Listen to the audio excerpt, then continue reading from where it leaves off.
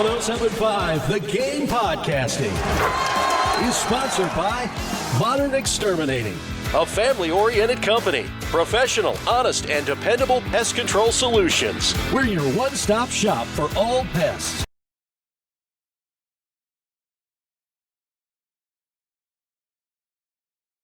Lee, how you doing, bud? Welcome aboard. Well, I appreciate you taking my call. I listen to you guys all the time. Thank you. Appreciate Lee. that. I know you were talking about the tuition and the room and board and all that kind of stuff. I'm in the military and I'm a veteran. And in order for us to get the right amount of benefits, we have to take a means test. In other words, if you're able to afford to pay, then you need to pay. If you're getting a 2.1 or whatever amount of money, millions of dollars in NIL money, I think you should come up a scholarship and give to somebody who can afford it. That's one way I think that would help. Like save money. Yeah. If you're making $1,000 a year, then you don't really need to be on scholarship. No, that's a fair point, and I think a lot of people have brought that idea up. And especially Lee, should the day come, and thanks for the phone call, bud.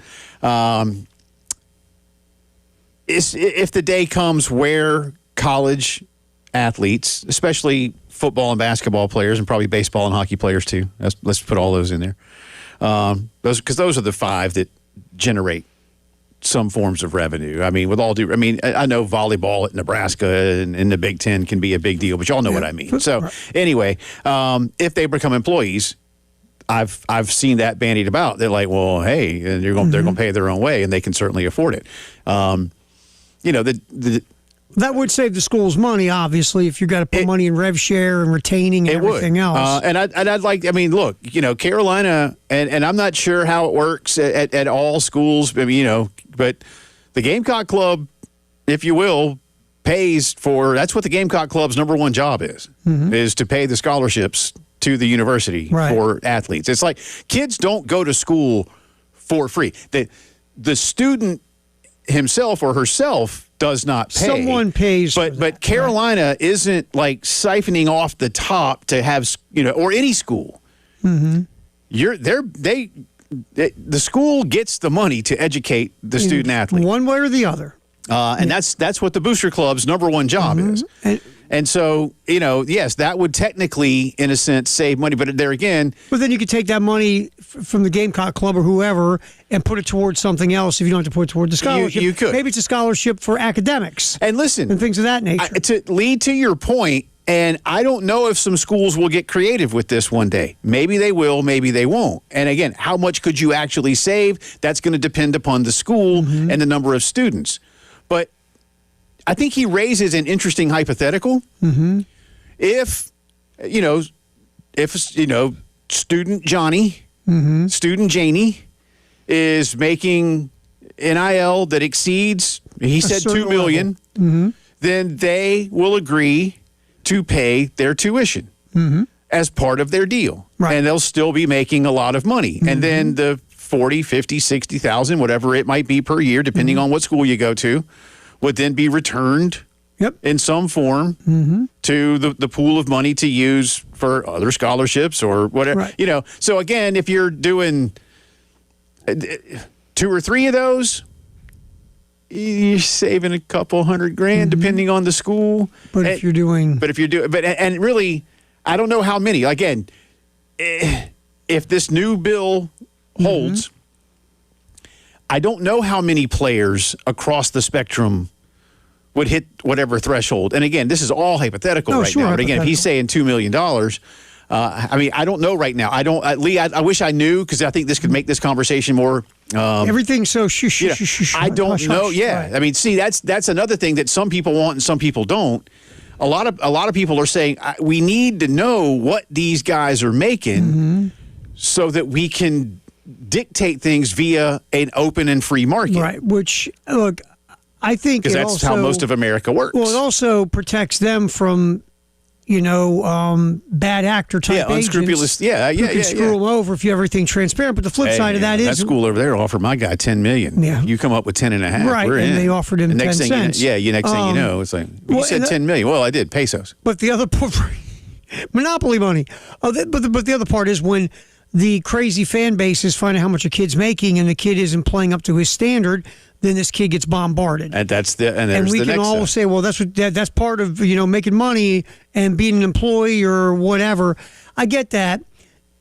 I think transparency can help these kids a lot, but I do understand the dirty underbelly. I get it, and it's a conversation that if you get to that point of employee whatever, then that's the next level of the conversation, the transparency for the open market. And let's just use because the biggest brands have always been the ones that can afford it. So how many? And like I say, if a cap ultimately comes, it should at least narrow the playing field to some extent, at least in the major conferences. But how many kids on the Texas roster are making more than $2 million right now? Or Ohio State, or Georgia, or Bama, or Southern Cal. Like and again, I don't know. We don't. It's a few. I mean, here at South Carolina, I think certainly you've got at least two. You got two, maybe three. It's interesting. I mean, we figure obviously it would be, Dylan Stewart, Lenore Sellers. Jacarius Peak didn't show up for free. Right. Nick Harbor didn't stay for free. Right. So how much? I think Swain's probably extra. I mean, there's a lot of people that could use something to keep him around. Yeah. It's not $2 million, but but still, you probably have at least two, maybe a third. I don't know. I would think Peak and Harbor are close. Maybe got to be in the ballpark. Close. I doubt it's two. And again, we could probably find out. If we. And I honestly, Lee, haven't put that much thought into that second part of it, but I've heard that. Well, hey, why don't they just pay their own way? That would help. Yeah, I think. How much is it really going to help? And that's what the people that know how much they're making can sit down. Maybe you cut it to $1.5 million, and you start to get a pay. Whatever. You know what? And this is something. And even at my age, I should know this. And I say my age, but the level of the amount of time I've worked in this business. Here's an answer to a question I don't know. Like at South Carolina. All right. Lenore Sellers is from South Carolina. He's an in-state student. So does the Gamecock Club pay an in-state tuition for him? No. I would think so, right? I think, right? But, Dylan Stewart's from Washington. So he's out of state student. He's out of state. Do they pay out of state? That's a whole different deal. And then obviously if you go to Vandy, Vandy is like $70,000 a year for everybody.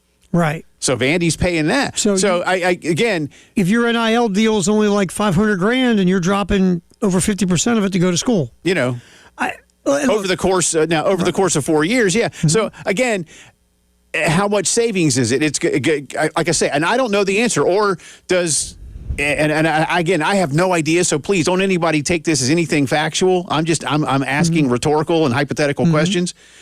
Does Big State U, and it's probably different at Big State U, so I don't even want to use our school across the street here. Does Big State U, if you will, cut a deal with the booster club and everybody pays in-state tuition? Well, I mean, anything to rig the system is what we do, right? Because I got to tell you, Terry, like in some states, it's a big deal. In-state tuition ain't much. No, it's a big deal. Exactly. And in some states, it's a lot more. Right. It just depends on the state. And out-of-state is always expensive. And ready? Guess what? Now you're looking at unfair advantages by being able to twist and turn and manipulate that to your goodwill. I was really surprised when I learned how little in-state tuition is at the University of Florida and how great a school Florida is. I'm like, dang. I want to go move to Florida. But it's because Florida is a giant state, and they bring in a lot of tax money, and that's part of what they do. And look, whenever someone brings something, they're getting a free education. You and I combined have had many children going through the college system, and it hasn't been for free. No. If there are two people who understand the value of a scholarship, it's us two. And we're the dopes who have sent them out of state, or now you got one at private school. Absolutely. Go in state. No, don't. Go. I want to pay quadruple, please. So trust me. Nothing wrong with that community college. Hey, JUCO's nice.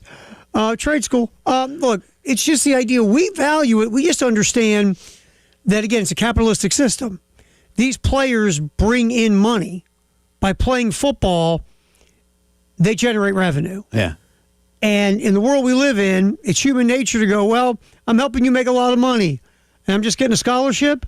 And maybe they don't value that scholarship the way they should. But I've always said this. Like, for example, when a quarterback makes X amount of money, he's holding out for more. People go, well, you're still making $10 million. Yeah, but the market bears 20. It's the market. And that's where it's at. That's where it is. That's where it is.